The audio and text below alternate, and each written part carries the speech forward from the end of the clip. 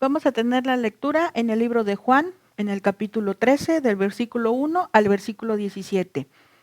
Dice así: Jesús lava los pies de sus discípulos. Faltaba muy poco para que empezara la fiesta de la Pascua, y Jesús sabía que se acercaba el momento de dejar este mundo para ir a reunirse con Dios su Padre.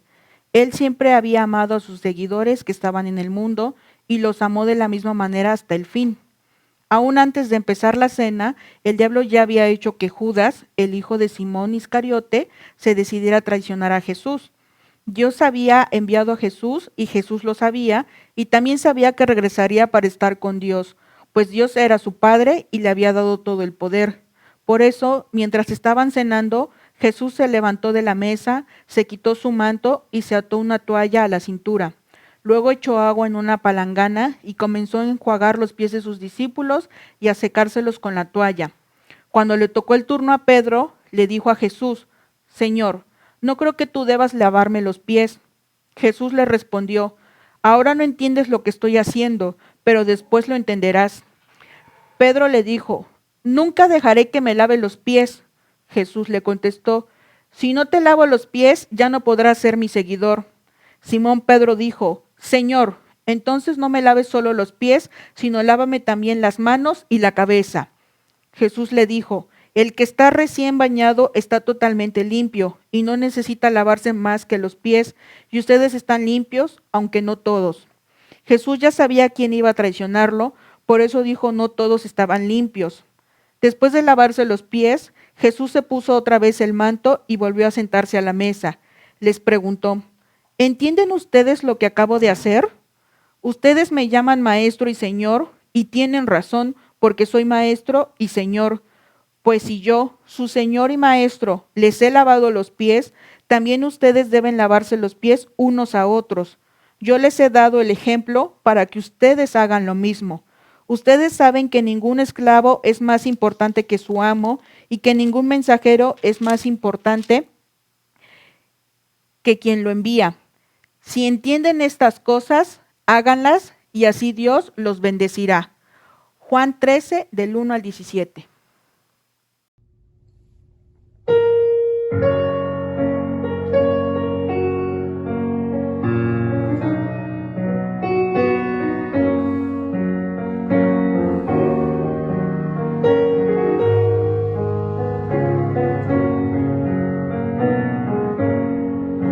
Sublime gracia del Señor.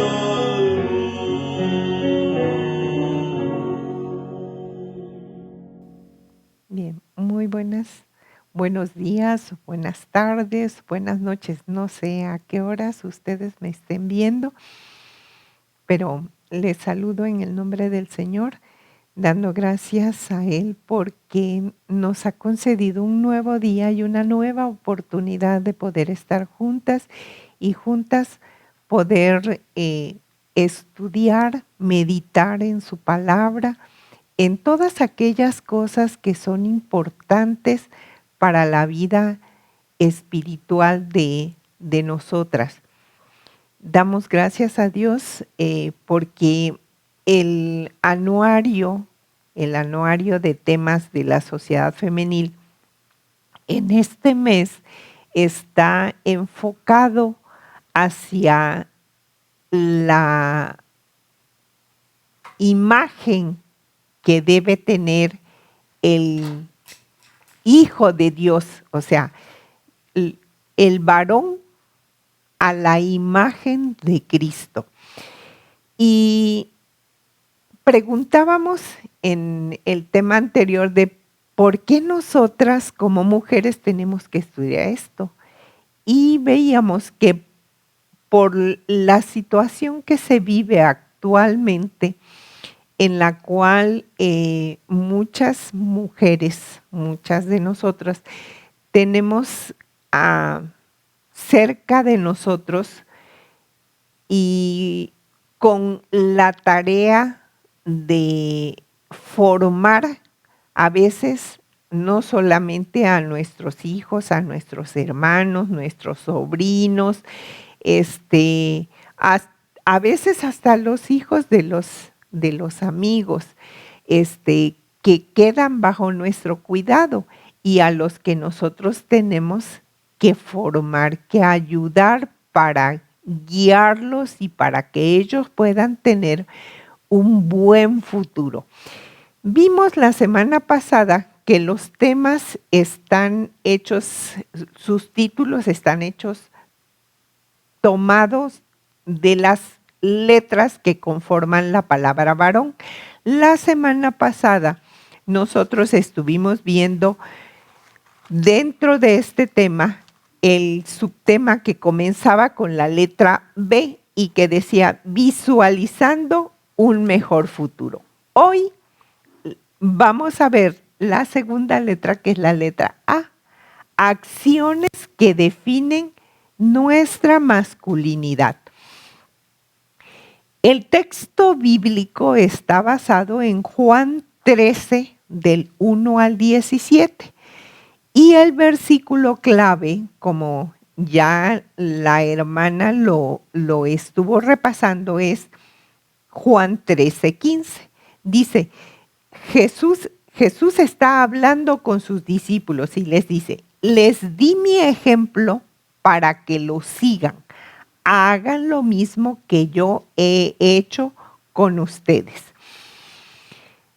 Hay dos frases que denotan o que ejemplifican lo que los hijos heredan de los padres, los rasgos que heredan de los padres o de las madres.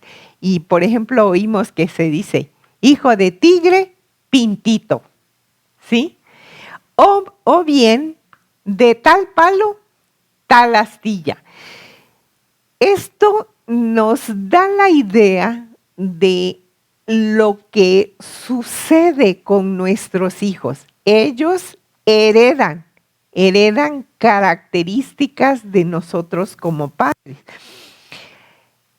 Hace un tiempo, un padre de familia, dice el escritor del tema, dice, hace un tiempo un padre de familia se acercó a mí para preguntarme si había algún libro que me pudiera ayudar a explicarle a mi hijo el tema de la homosexualidad.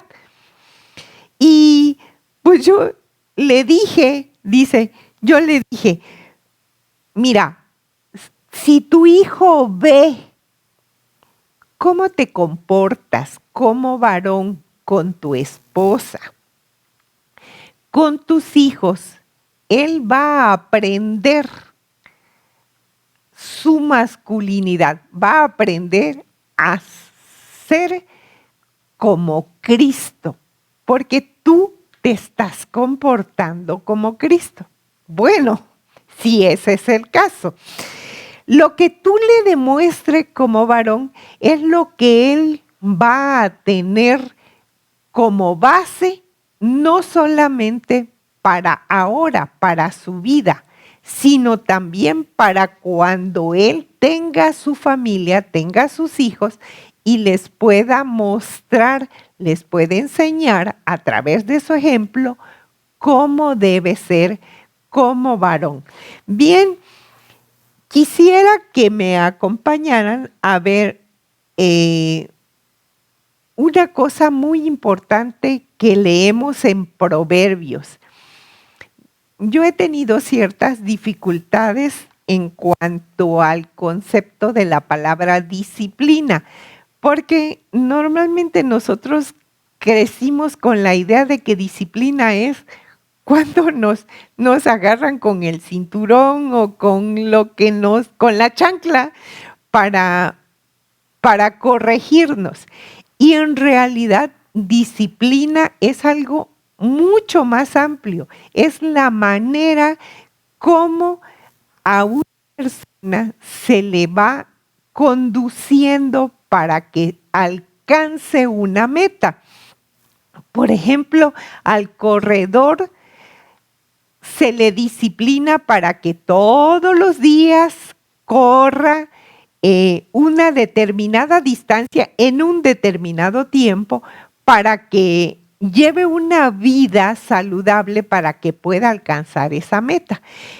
Y Proverbios capítulo 3, verso 12 nos dice, porque el Señor disciplina al que ama, como un papá al hijo a quien quiere.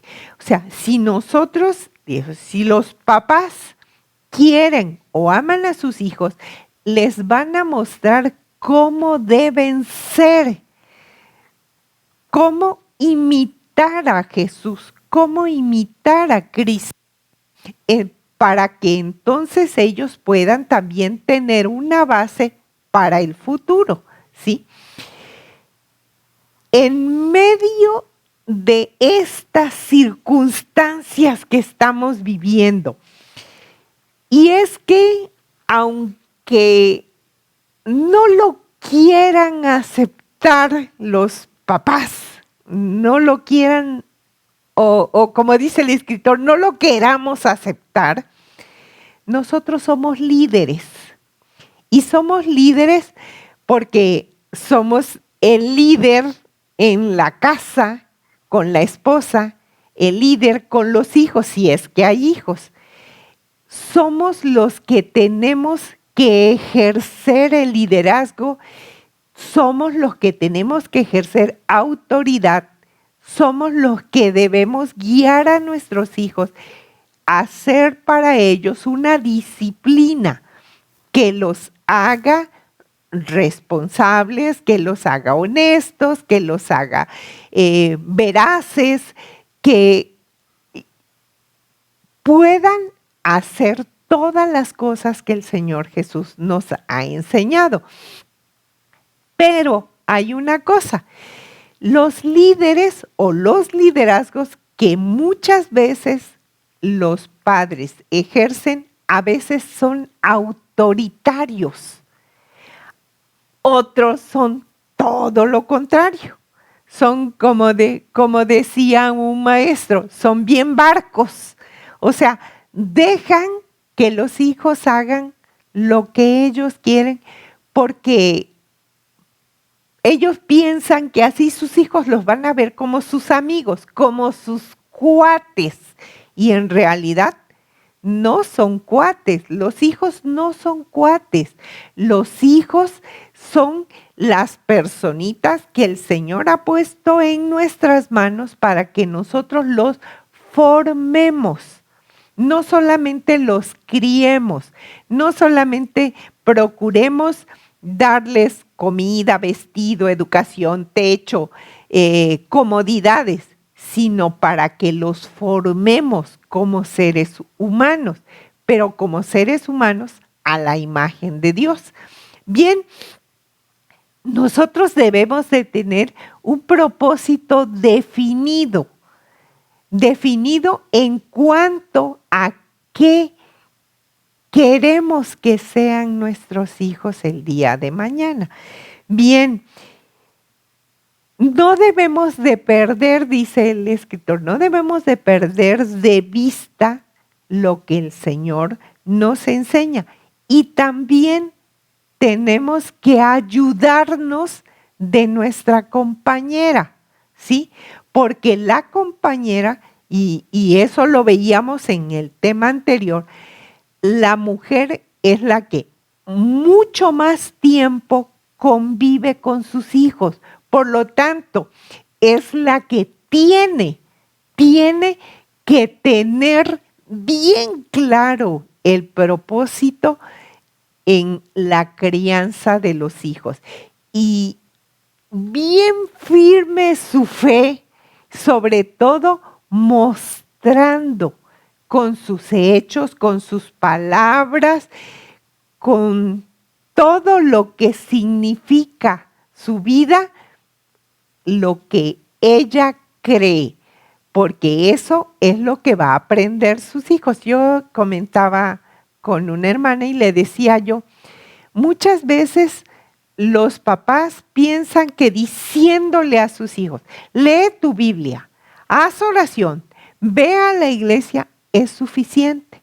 Pero si no ve, el hijo no ve que la mamá ora, que la mamá lee su Biblia, que la mamá va a la iglesia, que el papá hace lo mismo, que participan en el servicio, en la obra del Señor, ¿cómo piensan que los hijos van a hacer eso? Recordemos lo que dice el texto. El texto clave dice, les di mi ejemplo para que lo sigan. Hagan lo mismo que yo he hecho con ustedes. Eso fue lo que Jesús le dijo a sus discípulos, porque Él no solamente les ordenaba las cosas, no los criticaba, no, caminaba a la par con ellos enseñándoles, pero mostrándoles. Dice, mostraba el amor de Dios se lo mostraba a través de hechos. Y nosotros podemos ver infinidad de casos en los que el Señor mostró su amor especialmente para con los más necesitados, para aquellos que eran despreciados, para aquellos que ante la sociedad judía no tenían valor. Bien, el Señor así fue, ejerció su liderazgo de esa manera, una manera de acompañamiento con sus discípulos. Hay una cosa que nosotros debemos también enfatizar y son los actos de humildad y de amor. Hay ciertas áreas en la vida del varón que se complican y se complican por las circunstancias en las que fue criado ese varón. A veces fue criado por un padre autoritario, ¿sí? Que les enseñó, por ejemplo, nosotros podemos ver ese ejemplo muy claro. No llores. O sea, le enseñaron al varón que el varón no llora, que el varón no muestra sus afectos, ¿sí? Y eso ha sido, bueno, al menos en la época, en mi época de infancia, era afirmado por la sociedad. Tanto en la escuela como en la calle, en los diferentes medios de comunicación veíamos que se reafirmaba eso. Los varones no lloran, los varones no muestran sus sentimientos. Bien, Pero sin embargo, dice el escritor, es incongruente ver en un estadio, ¿sí?, en un partido de fútbol entre las Chivas y el América, ver cómo los varones lloran por sus equipos, ¿no? Por la camiseta, porque perdió su equipo, por ejemplo, ¿no? Y dice, es incongruente, ¿cómo pueden manifestar eso por una camiseta, por un equipo, ¿sí?, que ni es de su familia, ni es conocido, ¿no? Y no lo puedan hacer con sus hijos o con su esposa. En su casa no son capaces de manifestar ese cariño,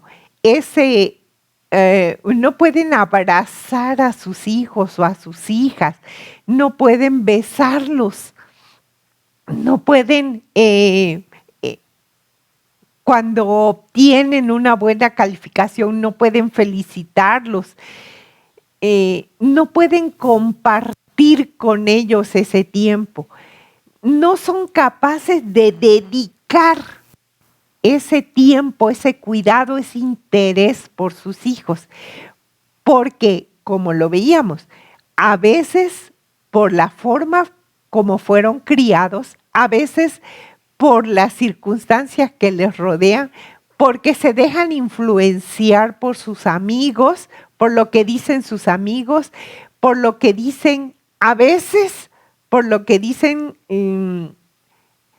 los influencers, como ahora se les llaman a las personas que por los medios de comunicación, ¿verdad? Tratan de enseñar a la gente que así se deben conducir. Bien, pero no es eso lo que la palabra de Dios nos enseña. Eso no es lo que Dios nos enseña que debemos hacer. Y por ejemplo, dice el apóstol Pablo, habla a los hermanos de Colosas para que no traten a sus esposas con aspereza. Dice Colosenses 3:19. Vamos a ver qué dice Colosenses 3:19. Y allí el apóstol Pablo le dice a los varones, esposos, amen a su esposa y no la traten mal. Fíjense bien, realmente es tan complejo demostrar el afecto a nuestra esposa, dice, o a nuestros hijos. ¿Realmente es difícil? Pues a veces sí, porque a veces el compañero piensa que es una debilidad del varón. El mostrar el afecto es una debilidad del varón. Sin embargo, nosotros debemos de tener bien claro lo que Dios quiere de cada uno de nosotros. Vamos a otro aspecto de la masculinidad, y este otro aspecto de la masculinidad son los actos deplorables.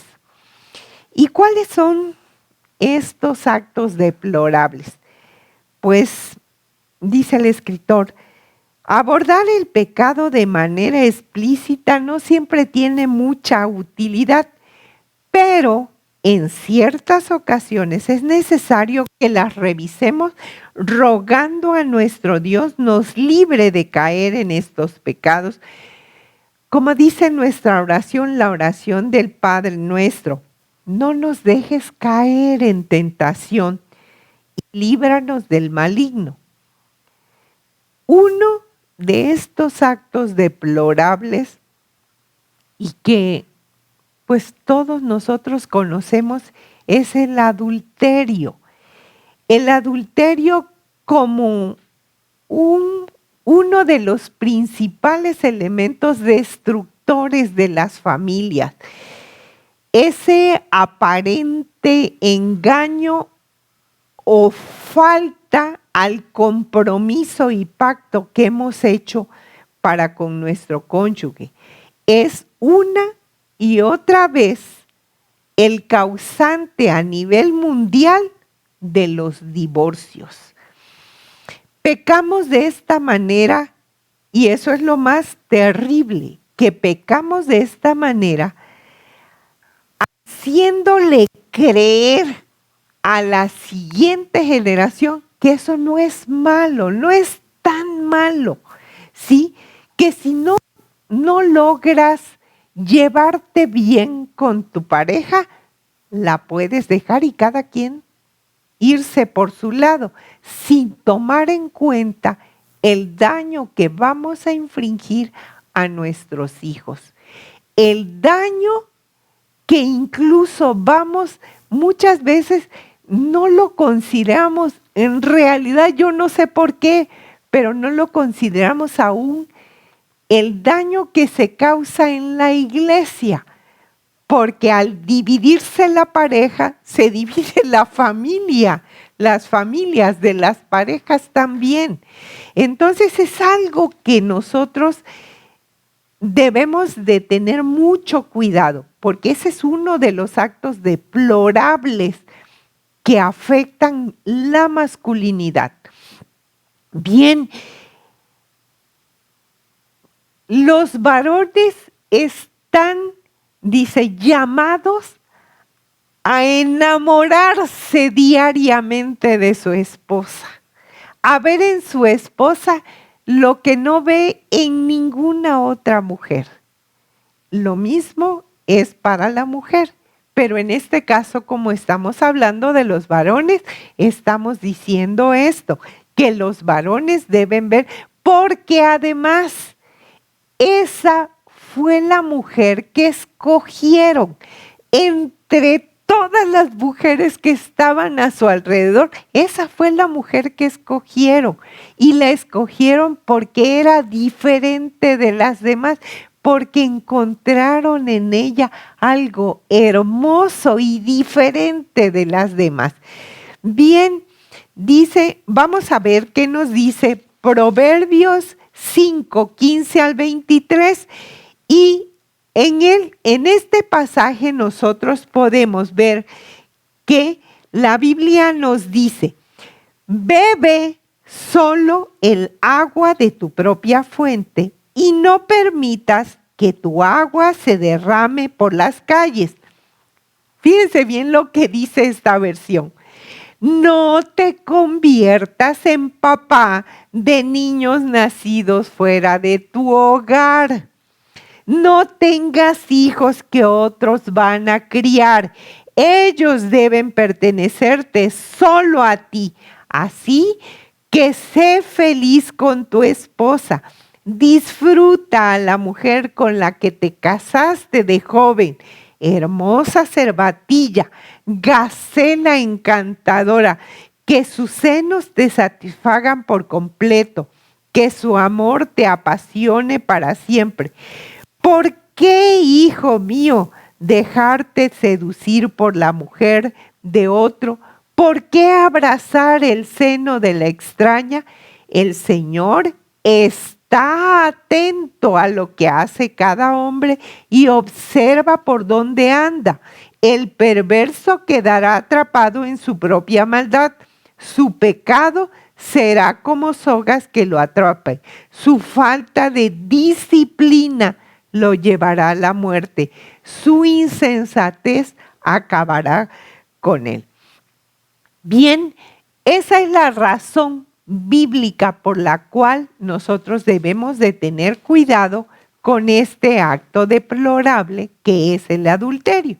Pero no solamente es el único acto deplorable, también están los vicios. Como por ejemplo, el anteponer a los amigos, el anteponer la afición a algún deporte. Es más, al deporte mismo, los medios tecnológicos, el trabajo o el dinero, aunque no se representen como vicios reales, no por esto no lo son. Pues son muchos los varones que lidian con sus preferencias y prioridades en la inversión del tiempo, en la inversión de energía. Si bien pueden ser un entretenimiento, porque de hecho muchas veces lo son, no, un entretenimiento sano y productivo. Cuando se antepone a nuestro llamado como hijos de Dios, entonces sí, se convierten en un vicio. Porque dice la palabra de Dios en Lucas 12:34, donde esté su tesoro, allí también estará su corazón. O como dice Éxodo 23, no adores a otros dioses además de mí, porque aunque ustedes no lo crean, muchas veces esos vicios ocupan el lugar que le corresponde a Dios. Ocupan el tiempo y la energía que debemos darle a nuestra familia. Bien, pero hay otro acto deplorable que nosotros también debemos de considerar. Como varones, estoy hablando desde el punto de vista del varón, y es el machismo. El machismo es un asunto del cual muchas veces no se cuida. Se toma como algo trivial, pero que ha dañado muchísimo a nosotras las mujeres, al género femenino, y ha afectado tanto esta ideología del machismo que se aparta y afecta porque se aparta por completo de la perspectiva bíblica esperada del varón. Necesitamos ser redundantes al afirmar que nuestro trato ha de ser con actos que reflejen a Cristo. Veíamos en el tema a los niños que decíamos que si Cristo está en nuestro corazón, entonces nosotros podemos amar a los que están a nuestro lado. No procuraremos no ofenderlos, procuraremos no dañarlos, porque eso no es lo que le agrada al Señor. Porque el Señor Jesús ni siquiera, como decía el chavo, sin querer queriendo, ofendió a nadie, ni a las mujeres, ni a los enfermos, ni a los necesitados, ni a los extranjeros. Él nunca hizo eso. Él más bien buscó la manera de ayudar, mostrándoles el amor de Dios. Bien, Pablo propone a los efesios el carácter de Jesucristo y su personalidad como algo que el varón anteponga a sus propios deseos, en lugar los deseos de su amada, buscando las maneras de santificar, sustentar y servir, porque sabe bien que el beneficio que obtiene ella será la gloria de él mismo. El creyente no ha de ser machista, sino cuidadoso con su trato para no dañar la imagen de Dios en su amada esposa, específicamente contra la mujer. Efesios 5, 23 al 29 nos dice de la siguiente manera. Vamos a leerlo. Dice: el esposo es la cabeza de la esposa, así como Cristo es la cabeza de la iglesia. Cristo es el Salvador de la iglesia, la cual es su cuerpo. Así como la iglesia sirve a Cristo, también la esposa debe servir en todo a su esposo. Esposos, amen a su esposa, así como Cristo amó a la iglesia y entregó su vida por ella. Cristo murió para hacer que la iglesia fuera declarada santa, purificándola con el lavamiento del agua y un pronunciamiento suyo, para presentársela a sí mismo como una novia llena de esplendor y belleza. Cristo murió para que la iglesia fuera pura, sin mancha, ni arruga, ni nada semejante. El esposo debe amar a su esposa así como ama a su propio cuerpo. El que ama a su esposa, a sí mismo se ama, porque nadie odia a su propio cuerpo. Todo lo contrario, lo alimenta y lo cuida, así como Cristo cuida a la iglesia.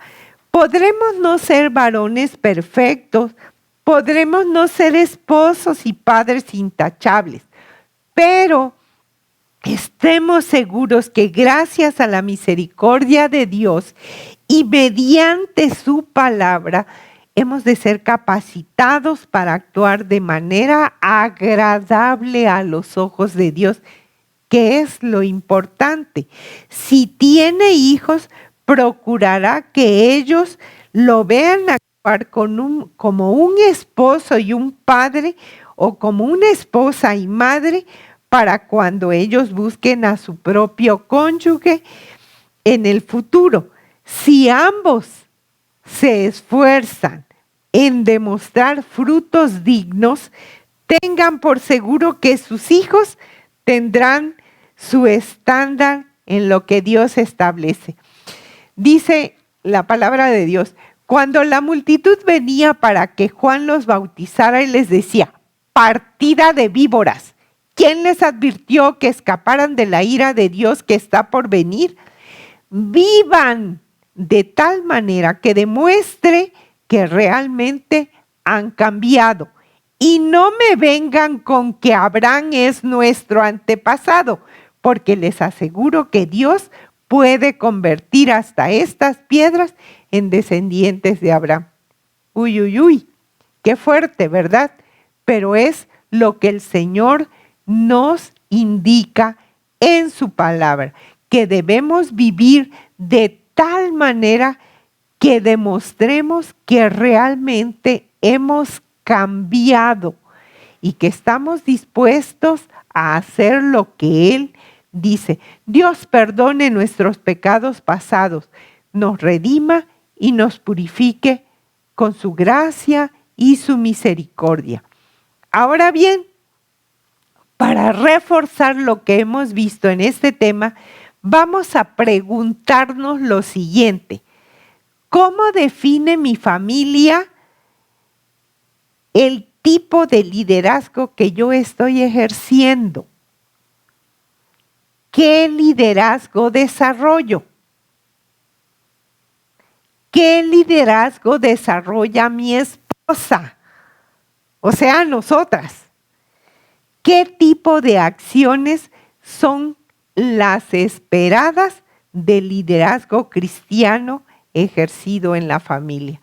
Que el Señor nos dirija, que el Señor muestre en cada uno de nosotros en qué estamos fallando, para que podamos hacer las cosas conforme a su voluntad y, como dice nuestro tema, que nuestras acciones definan nuestra masculinidad a la imagen de Cristo. Que el Señor nos bendiga.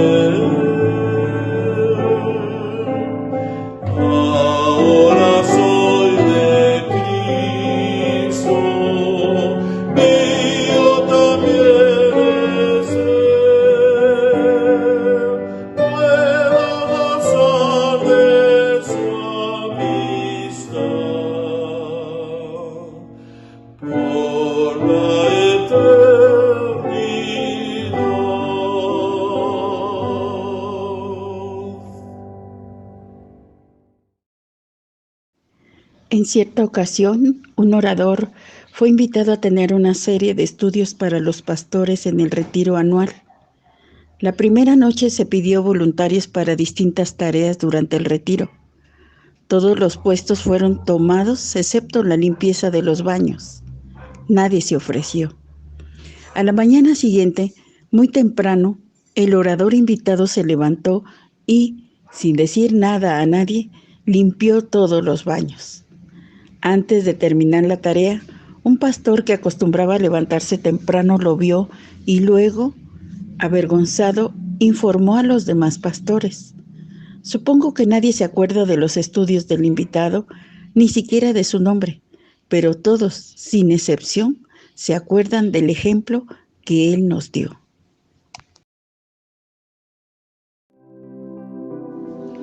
Queremos que nuestro trabajo cuente.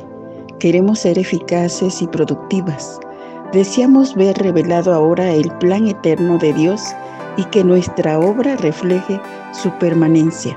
El Salmo 90:17 dice: Señor y Dios nuestro, muéstranos tu bondad y confirma la obra de nuestras manos.